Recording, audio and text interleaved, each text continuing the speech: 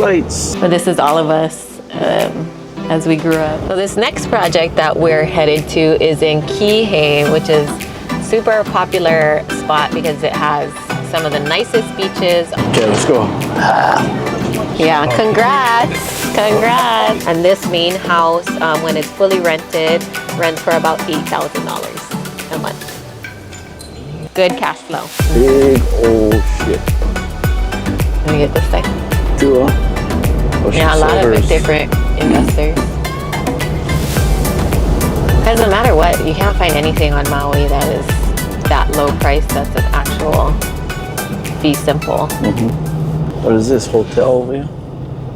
Yes, Maui Beach. Maui Beach Hotel. And the Okay. mall. Go ahead. Oh, should we head to Kihei? Yeah. Okay. I have our lender on there who helps fund projects for people even if they have no experience.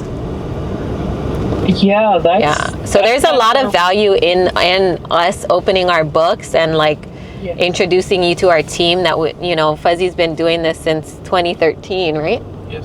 2013. Wow, so a long time. Yeah, he's done hundreds of projects, so he's kind of vetted people and he knows especially, I mean, that's his bread and butter is new builds on the Big Island. We would definitely love that link, and then we can go from there. Yeah, just let me know if you have any questions. I'll send you the link, and then yeah, we look forward to having you in the Hui.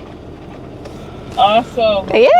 Totally We're excited for you, and that's our whole goal is to be that open line of communications, have more local people, investing and I love it. taking it to the next level. Like you don't have to be rich to get started, and own multiple homes, and that's the whole goal of sharing our story is just like, I love it when people be like, I did it, and your turn to buy an investment property. Yeah, definitely. I mean, you guys are already 10 steps ahead of many other people. Yeah, congrats. But yeah, we just pulled up to a project, so we got to go. So I'll send you that link, and then just let me know if you have any other questions. I totally will. Thank you guys so much for calling. Okay. We'll be in touch. Bye. Okay, Bye, Sasha. Bye, Fuzzy. Thank you. Bye. So this next project that we're headed to is in Kihei, which is super popular spot because it has some of the nicest beaches on Maui. And this property actually, we found it by driving for dollars throughout this neighborhood. So what that means is you drive around, you look for properties in distress, and then you contact the homeowners. So this property itself was super run down. There was broken down cars all in the front yard and just a lot of trash in the front. And so we ended up contacting the homeowners to see if they were open to selling or working together somehow. And the homeowner actually inherited the house and it was fully paid off.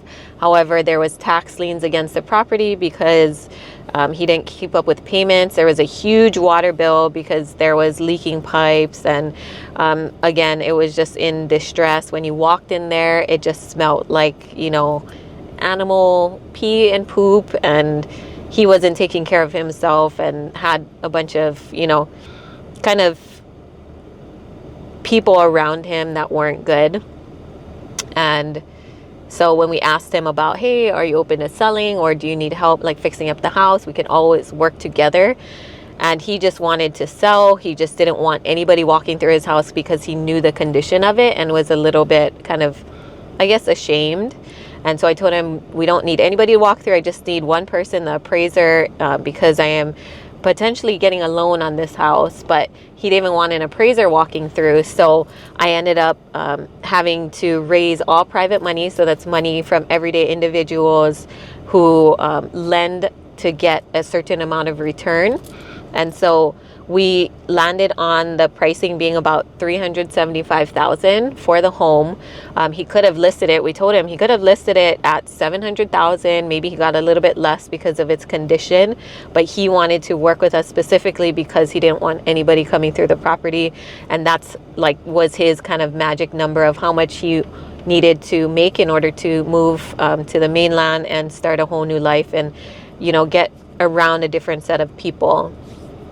So we ended up raising, I talked to another investor who was an experienced investor, and he knew that this house was basically worth double as is, and we're getting it basically at 50% of what the value was. And he agreed to lend the purchase price plus the amount to fix it up, which is about $200,000. And we agreed on me paying him 8% return on his money. And at that time, that was 2021.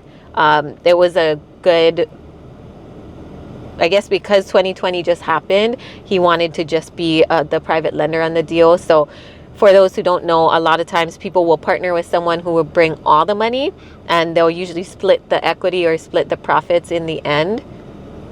And for him, he didn't want that chance because the pandemic just happened, and he didn't want to be like on title and all that and be in charge of, the renovations for the property. So we ended up fixing it up, and then we added recently, ever since the Lahaina fires, we just added 2 tiny homes on the property. All in, we're probably about almost $60,000 per tiny home, and they're renting for $2,600 each. And this main house, when it's fully rented, rents for about $8,000 a month. Like borrow money. So let's go in.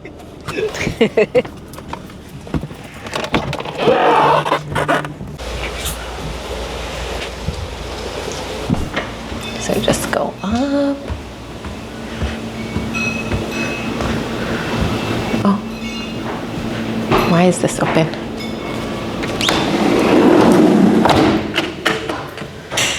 Okay. So this space, when we initially purchased it, there was a huge wall here that separated the kitchen and the living room. So we ended up breaking that down. This ceiling, surprisingly, was already here like this. So we just had to revarnish it. And we made it a lot more functional, especially for a rental. But majority of our rentals, we put in vinyl plank or LVP flooring. And then we do kind of the same paint. We usually like to keep the outside gray that was in style like a few years ago, and then keep like just a basic white paint, because with renters, almost every single move out will have to repaint the property and do a bunch of fixes. So if you have the same kind of renovation styles for each rental, it is a lot easier to then go back and make fixes. So this is a deal that you basically could find for free. We found it driving for dollars, driving around different neighborhoods, just looking for homes that were in distress. And the seller was in a tight spot. He didn't want to list his property. If you guys haven't, reached out to experienced investors as well, some of them might be willing to lend on your projects, especially if you found a really good project. So my private lender said, well, I hope you don't make the payments to me, because then I get to keep this property and I get this really good deal. So if you find a really good deal, they always say you can find the money. It does take a lot of networking and putting yourself out there, but it is not impossible. Just for those tuning in, when you're here, you're getting these big rental numbers, always take into consideration expenses, because that's not your actual cash flow. So on top of that, we actually ended up putting 2 tiny homes on the property after the Lahaina fires happened, and wanted to help provide more rentals for the community. So those 2 we put on the property. Some things I wish I would have done differently was to make sure that the quality of the renovations was maybe a little bit higher. We ended up going with, what is it called? Formica countertops. I wish we would have put more durable countertops in the property, because they're already starting to kind of clip. So we might replace that, because it is a good cash flowing property. Some things I wish I would have realized and accounted for was replacing the appliances almost every turn. And so when you're dealing with units that are upstairs and downstairs, even though it's insulated, there is a lot of noise that travels to the downstairs unit as well. So we find that that is one of the number one kind of feedback that we get, is that, hey, it's kind of still loud downstairs for that unit. So some different things to think about whenever you are purchasing a property is multiple exit strategies. So what that means is that you are thinking about if you wanted to keep something as a rental, would it also work if you moved into it? Would it also work as a flip? So I knew the numbers for this property would work as a flip, would work as a rental. But say I couldn't get the loan for a rental, could I get a loan to live in the property? And then also what are multiple ways I could still keep it as an investment? And so because it was already turning the home into 2 different units, I would still cash flow if I lived on the top and then turn the bottom. And then now that we have the 2 other tiny homes on the property, it definitely would make sense. So a lot of people say, well, I'm in an expensive area. How do you know you can still cash flow or make it work? And these are some of the strategies that we teach other people is you could live in it and then, create multiple units if it doesn't already have units, if the zoning and area does allow. Oh, hey, come in. What? Sorry, Mom. Scoping up the stuff. What? This is my grandpa who passed away, but this is all of us as we grew up. So this is the beauty of investing in real estate is someone will always need a home, especially if it's your family members or people that you care about. You're able to provide housing for them when you build up, as you build up your own wealth, but you actually get to take care of your family as well. So this tiny home, initially when we're looking into purchasing them, because the fires had just happened, it did take us about 4 weeks to order. We had to put 50% down in order to secure one of the tiny homes, and that I think 40,000. So we had to put down 20,000 as a deposit for each. So total, we had to come in with 40,000. We actually went to Central Pacific Bank and got an SBA loan, and then it didn't cover all of it. So we had to then use one of our lines of credit against our other property to come in with the other 20. And so initially starting off with those 2 deposits, that's how we purchased the properties and got a hold of them. Once they delivered them, they came in kind of like rectangular boxes. They had to unfold it. So that was all included in the $40,000 was the home itself, and then the kind of unfolding of the home and with 1-year warranty. However, we had to find our own people to put in water and sewage tanks and then also hook up the electrical and install the ACs. We went a little bit further and we also put a washer dryer inside the units because we wanted people to also be able to wash their clothes and not have to go out and take it to the washerette. But for that reason is why people are willing to pay a little bit more, because in the end they will save money. So this home is a 2-bedroom, 1 bath, and the square footage is about 400 square feet. So in one of the bedrooms is a bed in there, and then the other bedroom has a washer and dryer, and she uses it as a kind of closet extra room. But the other tiny home, they use it as 2 bedrooms. So there's another bed in that room with drawers, and it's actually, more affordable to live in these tiny homes in some areas versus going out there and trying to get a rental property. So this is a more expensive area in the of the island that rents could go for, 2-bedroom, 1 bath for about $3,000, not including utilities. So for different types of people, if they can live in a smaller square footage area, they're actually saving money. How did you know you could fit 2 on the property? For this particular property, it is in a residential area, so we went to check with the zoning to see if we could put tiny homes on this lot, and they told us that they couldn't be on the ground. They had to be on a trailer, because then they wouldn't be considered dwellings. They would be considered motor vehicles, kind of like an RV or mobile home. So as long as nothing is attached to the property itself, then we could, kind of configure them however we wanted to. And so just so that there's just enough space between the 2, we kind of took our own measurements. We had one of our grading guys come out and hauling guys come out and just kind of let us know how much work had to happen in order to make it work. And so we had to also create a retaining wall which held up one tiny home, and then a smaller one here to hold up this tiny home. So there was some groundwork as well that had to be done. And so all in, I said each cost about like 60 grand all in. So that extra, so 40 grand for the home itself, and then extra 20 accounted for sewer and water tanks to be put in, installed, and then electrical, AC, and then also some of the groundwork that had to happen on the property. If we walk,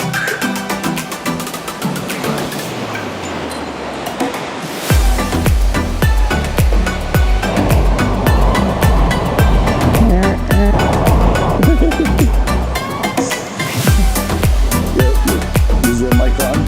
A lot of people are afraid of investing in real estate because one, they think they have to have all this money. Two, a lot of people don't know where to start, whether that be, do I buy a fixer-upper?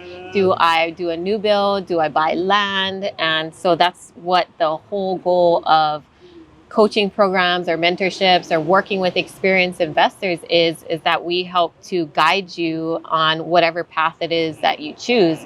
And we give you those in-depth strategies and just other things that could work in whatever community that you're in, whatever area, whatever city, but we're making it work right here in Hawaii, which is one of the hardest, most expensive places to live. Yeah, I mean, you think about it, there's a bunch of coaching programs out there. There's different niches in this business, so it's easy to get shiny object syndrome, or like, ooh, I want to learn this, ooh, I want to learn that, ooh, I just learn it all. And then there's a lot of information and you get like brain dumped, and sometimes you get discouraged because you got too much information. And, you know, one thing is to find out your why. That's what I did. I found out what my why was, and I found that real estate got me to where I'm at today. But of course, where I'm at today was because of coaches. If I didn't invest the money and pay for a coaching program, it probably would have took me a longer time to get where I'm at today. So, you know, we both decided to put something together for people who's here in Hawaii, everyday people. We come from like simple, humble backgrounds, and we created this for Hawaii people so that you can learn how to do real estate and stay here in your, you know, where you're born. So, and the whole goal with the program itself is to give everybody the sense of community. There's so many like-minded people in the group that are trying to build wealth, that are, you know, striving for the same goals, and are just good people in general to be around. And so the more you put yourself out there, the more you surround yourself by people that are doing what you want to do, the more likely you're going to achieve those goals as well. And so on top of that, the education that we give through the academy, we also have a community where we have an online platform where you can communicate with everybody in the Hui daily, ask questions, give thoughts, or have feedback on projects. And even we have people posting deals in there as well. yeah, you know, and that's one thing that, you know, if you only got like $5,000, not even that, maybe if you only got like $1,000, like there's books you can pick up. There's events that you can go to that can gain the skill or knowledge to get you one step further. But what you want to do is just try and educate yourself from where you're at now to learn some type of skill. And again, your why needs to be strong enough so that you're not going to let anybody stop you from obtaining it. So like I came from, you know, really $0 in my pocket. I had a job, got a second one and the third one, got sick and tired of working for other people. And one day this commercial came on and I just, you know, I had the credit to pay for the education. Yes, it was scary. It was 26 grand, but I slapped the money down from borrowed money, and hey man, I'm in a really, really good place, and we want the same for you too. You can do it, and come check us out at the Hui Mastermind Academy. We have our website at huimastermind.com. We'd love to show you how you can do it too. Yeah, and same thing here. I was working a job that I was the first out of my family to graduate from college, to actually get into a high-paying career, but I wasn't happy. I wasn't fulfilling my purpose, and I knew there was more out there for me. And once I started diving deep into investing in real estate and just seeing the possibilities and other people that were actually doing it, I knew I needed to get around those people so I could learn what they knew and then bring that back to Hawaii and do it myself. And so that's what we provide in the Hui Mastermind, is just that sense of community, that constant daily action and inspiration, and just the education that we wish we would have had, and surrounded by people weekly on our weekly calls that are actually out there taking action. Yeah, so I mean, if you had fun watching this show, hey, please like, share, subscribe, and just keep following along if it's not the time for you, but just keep educating yourself and take action, right? Wherever you're at today, you don't want to be there tomorrow, the next day. You've been in the same situation. Take action for your dreams, your goals, and shoot, we'll see you guys down the road. I think today was pretty cool where we visited where you first went to the courthouse, right? And talked about your journey. So I think this video or this vlog will turn out good. So Glad that we get to do something on Maui and other people get to kind of see the possibilities, because it isn't easy, and I think a lot of people just have to push through. Yeah. But comes with time, and you gotta have, like you said, your reason why you want to succeed has to be stronger than your reason to give up. Well, that's why we created the Hui Mastermind, right? Yeah. But this place is beautiful, man. Look at that. I know. Imagine living on the beach right here. I know. Get 20 million. So beautiful, just even right here. So was this one of the buildings that they had on the auction last year? Remember they were selling two, and the thing went for like 500 or 600 grand. I don't think it was on this. Had B&Bs already, or it was more down that side. Yeah. Oh, we had fun today with Zasha here. It was pretty cool to see you go from your first property that you put a bid on at the courthouse steps, the process, and kind of showing how you did it, and I think this was cool. And you got anything to kind of share before we sign off today? It was a good kind of trip down memory lane as we progress in our own journeys. We hardly tend to look back because we're always pushing forward, but I think it just reminded me and was good for the audience to see that you can literally find deals that don't cost a lot of money, like looking in the newspaper, going to these foreclosure auctions that are on the courthouse steps, which is free. You can find deals by driving for dollars, which is how I found one of my really good, amazing cash flow deals here on Maui. But also there was so many different types of assets and so many different types of deals that I did. I didn't realize that there was so much of a difference. We went to one of my rental properties, or I have several rentals that are condos, went there and that are rented to people on Section 8. So showcasing how people can do that even in an expensive market. Went to some of my renovations that I sold to local families that were below market value. Showcased how we work with realtors, which is also a free lead generation source. And then one of my properties that we put tiny homes on, how you can drive for dollars, and that just costs gas money, driving around to find deals like that. So whenever you're learning these strategies, like a lot of people think it costs a lot of money to find these deals, but in actuality, especially when you're first starting off and you don't have that much money, you kind of make do with the strategies you can afford, and it is totally possible to find deals that way. Yeah, we was able to, get some funding to fund one of our projects out there in Oklahoma. Students or people that recognize us on social media reached out. I guess one of her friends lent to Zasha, and then this is just a referral thing, right? They reached out to me, asked if I was, how does the process work? And then I sat with them, showed them the process, and talk story, and then before you know it, we drafted up a promissory note, and then exchange the handshaking, sign the dotted line, and then, now the money's going to be off to Oklahoma tomorrow. We just talked to the contractor where we're going to start the construction process. So, and then they get to follow along and invest in the property as well. So if you guys want to learn more about the process or be around other experienced investors like me and Fuzzy, we do have a coaching program. You can visit us at huimastermind.com, where we really focus on people who are living in Hawaii or are from Hawaii and moved away that want to start investing here. And even if you're not from Hawaii, you can lend on our deals to serve a bigger purpose, and also just help the local community here as well, investors that are looking to build wealth and make an impact. And so would love to have you guys join us on our journey, huimastermind.com. Had a blast. Shaka to you. Subscribe, share, like, and then we see you guys on the next Investing in Hawaii vlog. Aloha.